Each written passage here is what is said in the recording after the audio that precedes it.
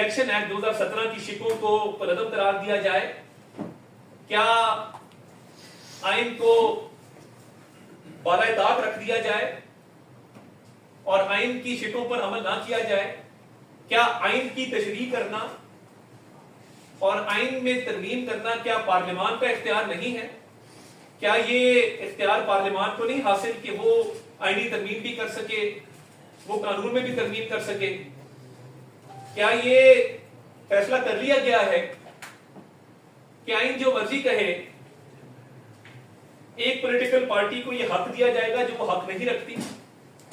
तो हम ये समझते हैं कि आइन के हवाले से हमारे पास आईनी शिकों के हवाले से बड़े स्ट्रॉन्ग पॉइंट्स मौजूद हैं इस नजरसानी की दरखास्त के लिए। तो इसलिए ये दरखास्त जो है ये दायर की जा रही है। और जैसे मैंने कहा कि हमारी बुर्दबारी, हमारे तहम्मुल और हमारी दानिशमंदी को शायद कमजोरी समझा जाता है, हमारे इखलाक को शायद कमजोरी समझा जाता है।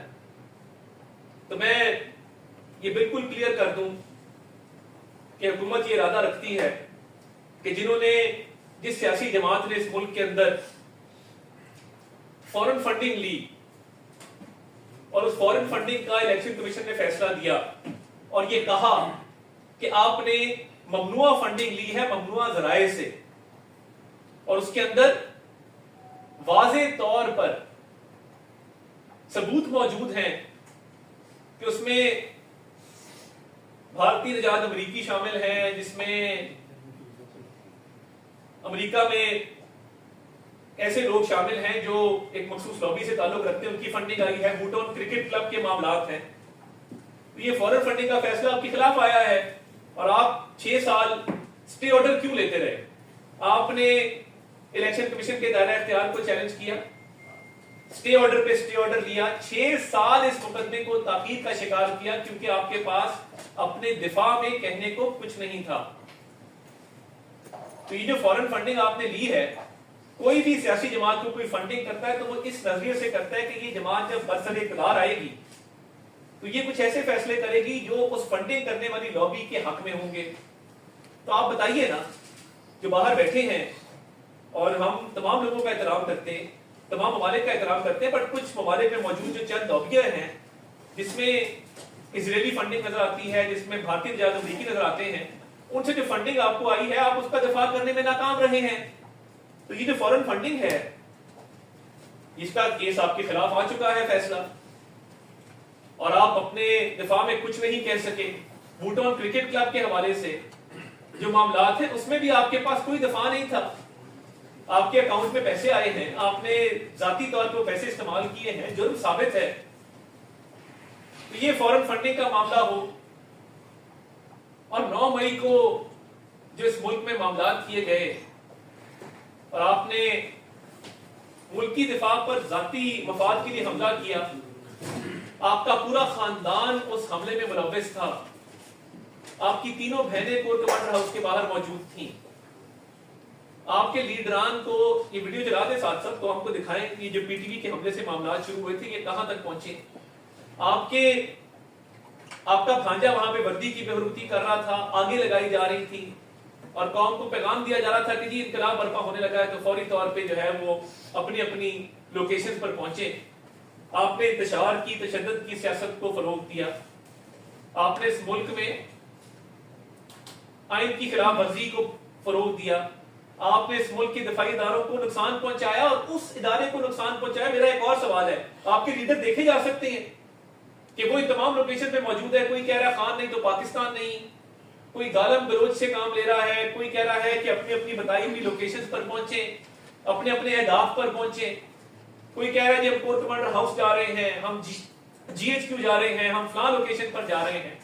ये आपके रहनुमा नहीं थे।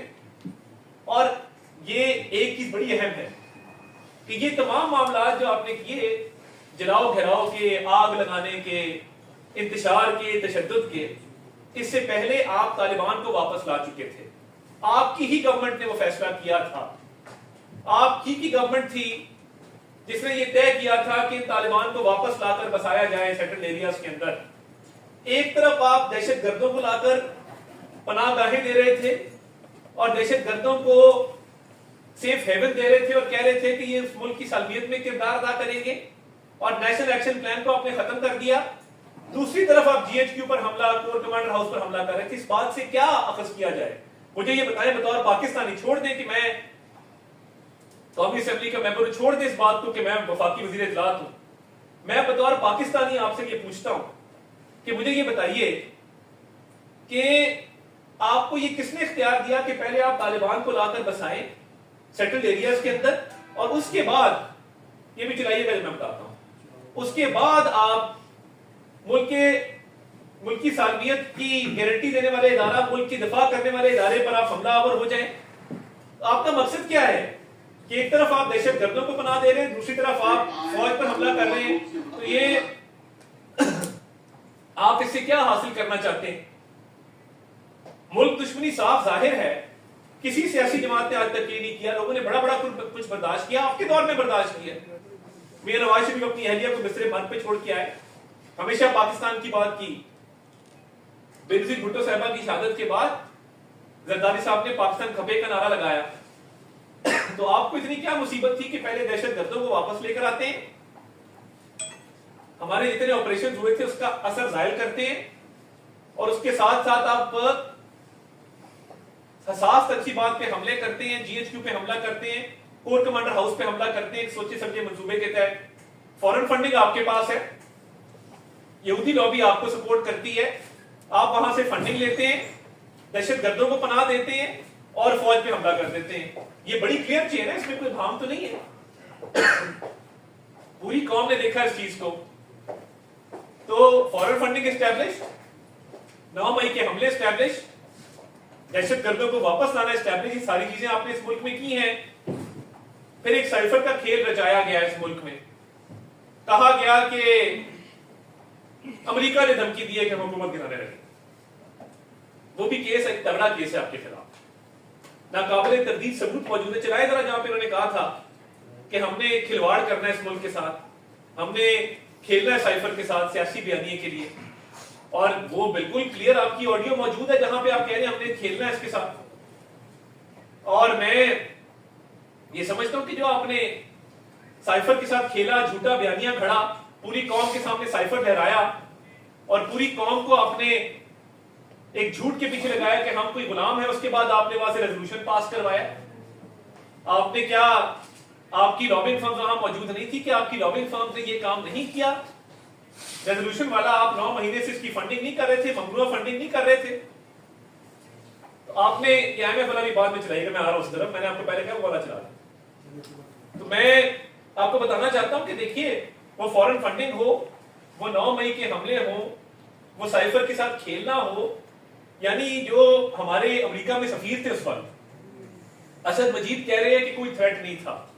जिन्होंने ये साइफर लिखा है, जो साइफर के ऑथर हैं, वो कह रहे हैं कोई थ्रेट मौजूद नहीं था, और आप कह रहे हैं नहीं थ्रेट मौजूद था। अदालत में गवाही दे दी गई, मगर आपने अपने सियासी मफाद के लिए मुल्क के बैनुल अक़वामी सतह पे ताल्लुकात को खराब करने की कोशिश की, मुल्क को नुकसान पहुंचाने की कोशिश की, और उसके बाद आपने एक रेजोल्यूशन पाकिस्तान के खिलाफ पास करवाया, जैसे भी करवाया, फंडिंग करवाई, और फंडिंग करवा के आपने बाकायदा लॉबीज हायर की जिन्होंने ये सारा काम आपके लिए किया, और पाकिस्तान के खिलाफ एक रेजोल्यूशन आप ले आए। तो फॉरेन फंडिंग एस्टैब्लिश्ड, 9 मई के हमले एस्टैब्लिश्ड, साइफर का केस एस्टैब्लिश्ड, अमेरिका में रेजोल्यूशन एस्टैब्लिश्ड। तो हुकूमत ने यह फैसला किया है, इन तमाम चीजों को देखते हुए, सबूतों को देखते हुए, वफाकी हुकूमत PTI को बैन करने के लिए केस मूव करेगी।